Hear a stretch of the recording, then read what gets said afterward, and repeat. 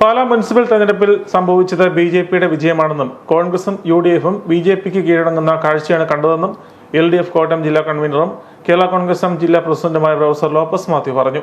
യഥാർത്ഥത്തിൽ യുഡിഎഫായി മത്സരിച്ച് വിജയിച്ച ഒരു കൗൺസിലർക്കും അധികാരസ്ഥാനം നൽകുകയുണ്ടായില്ല. തെരഞ്ഞെടുപ്പ് സമയത്ത് പല വാർഡുകളിലും യുഡിഎഫ് ബിജെപി കൂട്ടുകെട്ടാണ് ഉണ്ടായത്. ബിജെപി പല വാർഡുകളിൽ നിന്നും മാറി നിന്ന് പിന്തുണ നൽകി. മത്സരിച്ച വാർഡുകളിൽ നിന്നായി ആകെ 375 വോട്ടുകൾ മാത്രമാണ് നേടാനായതും ബാക്കി യുഡിഎഫിനെ പിന്തുണച്ചു.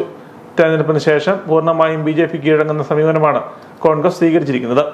പ്രതിപക്ഷ നേതാവായിരുന്ന കോൺഗ്രസ് നേതാവിനെ പരാജയപ്പെടുത്തിയ ആളെ ഭരണം പിടിക്കാൻ വൈസ് ചെയർപേഴ്സൺ ആക്കേണ്ട ഗതികേട് കൂടി കോൺഗ്രസിനുണ്ടായതായും ലോപ്പസ് മാത്യു പറഞ്ഞു. യഥാർത്ഥത്തിൽ ബിജെപിക്ക് കോൺഗ്രസും യുഡിഎഫും കീഴടങ്ങുന്ന കാഴ്ചയാണ് കണ്ടത്. തെരഞ്ഞെടുപ്പ് സമയത്ത് ചില ബാന്ധവം ബിജെപിയും ഉണ്ട് എന്ന് മനസ്സിലാക്കിയിരുന്നു.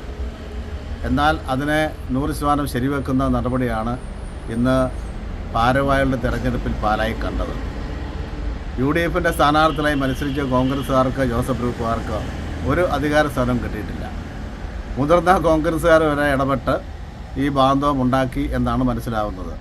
ഇത് വാസ്തവത്തിൽ കോൺഗ്രസും ബിജെപി ആയിട്ടുള്ള ആവശ്യത്തെ കൂട്ടുകെട്ടം ഈ സംസ്ഥാനത്തുണ്ട് എന്ന് വിളിച്ചറിയിക്കുന്ന വലിയ നടപടിയായി പോയി എന്ന് വേണം മനസ്സിലാക്കാൻ.